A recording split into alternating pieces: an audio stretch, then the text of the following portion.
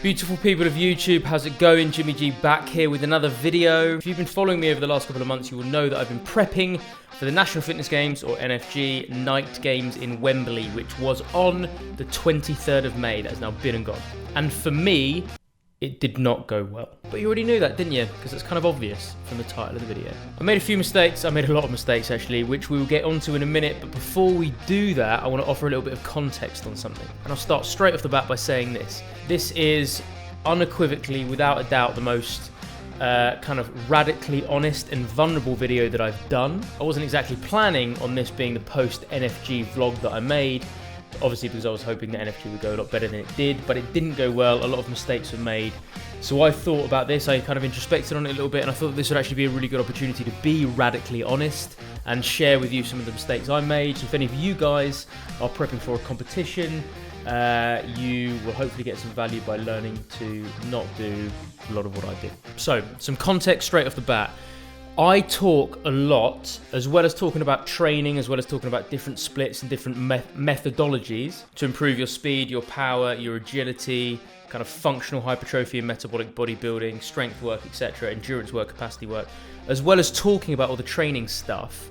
I'm kind of eating my own hat here, but I gob off a lot about how flipping good I am in a competitive environment. Congratulations, you played yourself. Because I've got an ability to go from here, which is where I kind of am on a day-to-day basis in the gym, up to this level and find another gear because of my incredible ability to appropriately deload before a competition and structure that right and really tune into my body and see how much rest it needs and what I need to do coming up to a competition, and also how to take care of myself on the day. Self-management on the day of the competition is absolutely vital. You know that, I know that, we all know that. The only difference is I'm flipping cocky about it and I gob off that I'm really good, which is one of the beautiful bits of irony of me making this video. Because what you're about to hear, you guessed it, is that I it up. So everything on the day in terms of how I handled myself and caffeine intake and sugars and foods and rest and how I was in my own head and my warm-ups and time management, etc. It was literally a melting pot of cock-ups. And again, the irony is not only that this happened and I've competed before, it's that one of the best parts of my competitive game is that I'm able to tap into an extra level because I can handle that stuff and the stress management, etc. And if things get delayed, I'm all right with it, etc. And it's just hilarious that this video even has to be made. But again, it's an opportunity for me to be honest. I could have shied away with it. I was in two minds about whether or not I was going to make this video, but a couple of buddies of mine were like, man, there's legit like value here in the fact that you can possibly help somebody else avoid exactly what you've done. So that's why we're here. But saying that, on the day, we'll get onto that stuff in a minute, but I also made a massive cock up in the process, in the run up to this event. So let's get to the gritty detail. NFG, or the National Fitness Games, has 4 different zones, which are basically one workout per zone. So it's got a strength zone, speed zone, power zone, and endurance zone. So they are effectively 4 different workouts that are pre-programmed to test and assess those particular components of fitness, right? So that all makes sense. That all sounds good. The issue is this.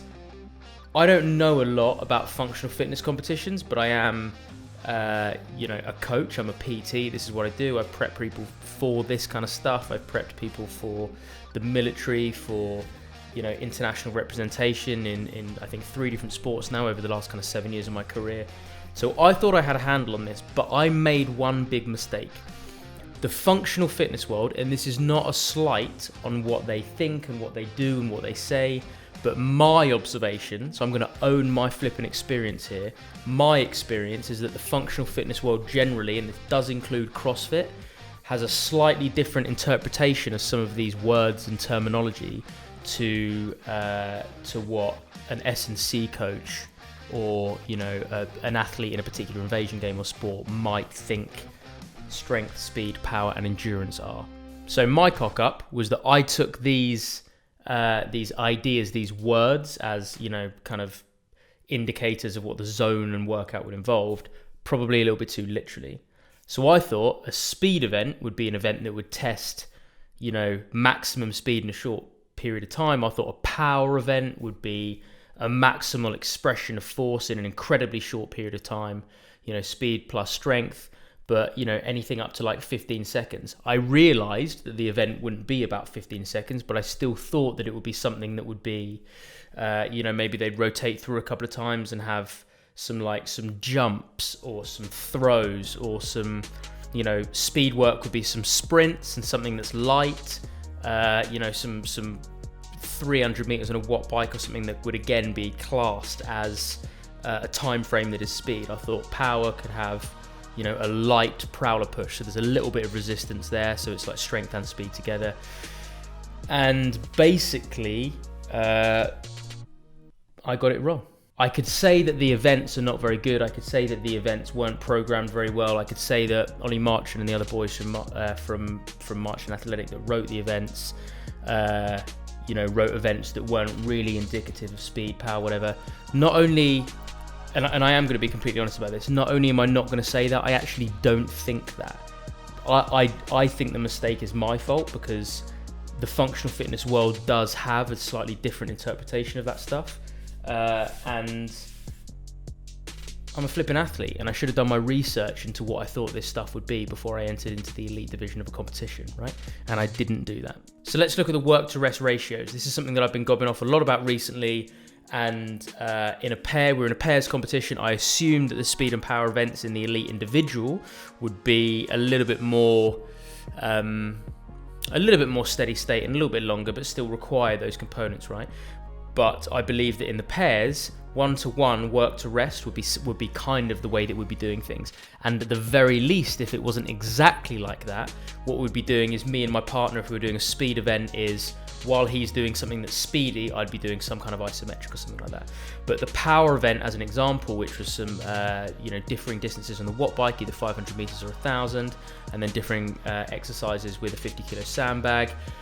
The fact that what I'm looking at is kind of heart rate changes and stuff like that, and different intensity changes, and it probably worked out as about 1 minute 50 on, 10 seconds off. So once you've done with your sandbag stuff, as we go through Indian file, which is basically you go, I go on the watt bike. So I was on the watt bike, and as soon as I'm done, I step off, and my partner Sam Logan from Complete Commando, he steps on and does his stuff, and I only finish my sandbag work about 10-15 seconds before he finishes the watt bike. So I got 10-15 seconds break after a couple of minutes work, and then I'm straight back on. And again, CrossFit and functional fitness have this particular interpretation of this stuff, but I don't know how I feel about it. I don't know if I believe that's right. I don't think I would program the stuff like this, but knowing that, basically I should have known that they have a different interpretation, and I should have worked a lot more on my steady state capacity for kind of 10-15 minute rounds, which is not what I've done. I've not only, and this is the thing guys about humility, I'm genuinely eating my own hat here. I'm doing a video telling you guys I made a mistake for no other purpose than hopefully to add some insight for you guys if entering one of these competitions, NFG, turf games, any kind of CrossFit competition, something you want to do, learn from this, right? Learn from this mistake. Not only was I training with different work to rest ratios, I was absolutely brazenly flipping, aggressively gobbing off about the fact that steady state work wouldn't be required in speed and power events. Whoops. In addition to that, in addition to not getting the ratios right, I also did an incredible amount of volume on the run up. Normally, about 10 days before an event, when I start to look to deload beforehand, and I've got a couple of hard sessions left before I take kind of 4 or 5 days off on the last week, I'm feeling I'm feeling a little bit sore and a little bit stiff, but I'm feeling good, I'm feeling fit. And basically, I don't know whether or not it was the volume of my training program or what it was, but I was just absolutely in the flipping bin beforehand. Like, I was so tired. My last session, I ended up only being able to do like half of it. In the last session, you should be hungry for it, although you're a bit sore and a bit beaten up. You're like scrappy do at that point, right? You should be, grabbing the ball by the horns and ready to rock and roll and be like, I can feel as though I need a deload, but I'm hungry and I'm strong and I'm fit and I'm ready to go. My last session, which was about 9 days before the competition, I was just absolutely in the bin. I could barely stand up from like the plyo box that I spent most of the session sitting on, and from there, literally from the second I left the gym, I just felt horrendously ill. And again, this is not an excuse, this is an explanation this is again an admission of a cock up, because that wasn't a one-off. I'd felt progressively knackered as kind of the prior 10 days had gone. And as a good athlete, and a good competitor, and as a self-aware kind of fitness and gym enthusiast, recreational bodybuilder, whatever, you should be able to tune into your body and say, how am I doing? Am I knackered to the degree where I just need to kind of exercise a bit of flipping stoic resilience and push through?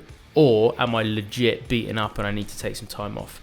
Those were the messages that I was getting, and I ignored them, and I kept pushing through, and boom, from the second I left the gym on the last session, which was a rubbish session, I was ill pretty much for the next week. That takes us to on the day. My deload was executed fairly well, took 4 or 5 days completely off, and then did a couple of little primer sessions, which normally work really, really well for me. However, normally on the primers, I'm starting to feel primed, I'm starting to get ready to go, and I want to do more, and I have to rein it in a couple of days before a competition. This one was not like that. I was still feeling heavy, still feeling slow. That takes us to the day itself. It was cold. It was cold for everyone. Some of the events were delayed, and they were delayed for everyone. And normally, self-management, again, is something that I gob off about. Tom Kemp at Farm Fitness ran an event a couple of years ago called Farm Strong. I went along to that, performed quite well in my opinion. I won the event, and one of the reasons I believe I won that event is everyone was walking around in the sun for pretty much the whole day, and when I wasn't competing, I was sitting in the shade, right? Temperature regulation and all these tiny little hacks are something that I gob off about, not only preaching to other people, but I, in a self-congratulatory manner, tell people I'm good at. And I didn't do that. I kept walking around. I deprived myself of caffeine. I knocked back a coffee and a rain, as in like the energy drink rain. And my resting heart rate was about 125 the whole time. And I was looking at my Apple Watch, like flipping out, my chest is going to explode. And I should have sat down and tried to bring it down, but I just kept walking around the whole time. And I did something like 20,000 steps that day. And looking back on it, I'm like, what the flipping hell was I doing? So between events, try and bring your heart rate down and rest as much as you can. And if events do get delayed, do a warm up. Don't panic. And just allow yourself to kind of chill out a little bit, wait until about 10 minutes before, and then start yourself moving, start the wheels turning, because you will be warm from the warm-up that you did. You don't have to do a warm-up and then just keep moving the whole time. And for an extra, what was 40 minutes for our first event, which was delayed because it was delayed by that amount, which is again a rookie mistake. This is no bearing on the event.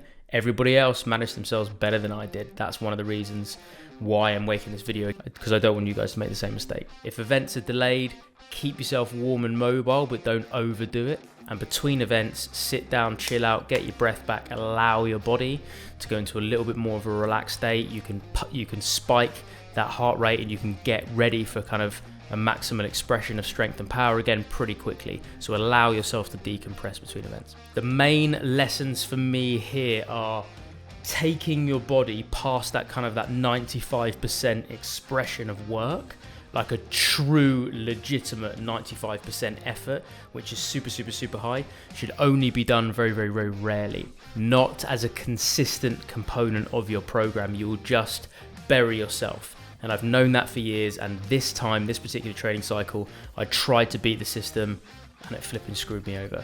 Or I screwed myself over by doing that. The only people who should literally put themselves in the bin every single session are pro athletes who have no other responsibilities, nothing else to take up their mental bandwidth, nothing else to take up any kind of physical effort, and they've got their absolute nutrition on point. They're getting their bloods done regularly for vitamin and mineral deficiencies and hormone balances, and they've got a massage therapist that works for them full time.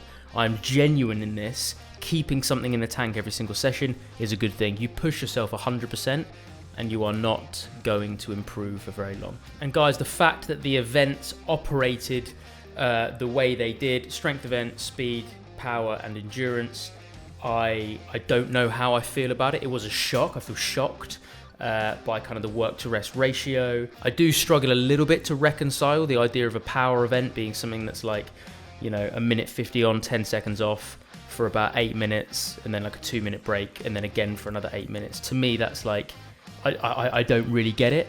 So there is this weird tear of like, do I just disagree with the way that that's done, or do I kind of take it on the chin and acknowledge that I cocked up? And to be fair, I am kind of leaning this way and acknowledging the mistake myself, because that particular interpretation of power and speed, as an example, in the functional fitness world is pretty common, and it was just me that for some reason thought it would be kind of a more literal interpretation. As always, beautiful people, hope you did get value from this. Hope you do appreciate the fact that I've been radically honest with you, and genuinely, if you are prepping for one of these competitions, just be aware of the stuff I've said. Self-management is absolutely key. You've got the whole cycle on the run-up, you've got the deload, you've got the primer sessions before, and you've got self-management on the day. And all of those things absolutely play a part in your performance. And for me, it was, again, like I said earlier, guys, it was literally a melting pot of cock-ups on my part. But lessons learned. I'm 33 now. I'm not getting any younger, so it was a shame. I was really, really hoping for a good performance because I have been prepping for this for, kind of 4 or 5 months. I did power clean 120, which is a PB. I deadlifted 225, which is nowhere near a PB really, but it's the most I've lifted in about 18 months. So I do have to be happy with a couple of things on the strength side, especially considering I was just so flipping knackered during the day. But I hope you did get value from it, guys. As always, please do smash that like button. It really does help me build the amazing community that hopefully includes you guys now. And please do press that subscribe button. Got lots of wicked content on the way. Have a beautiful day. Train hard, but not too hard. And I'll see you soon.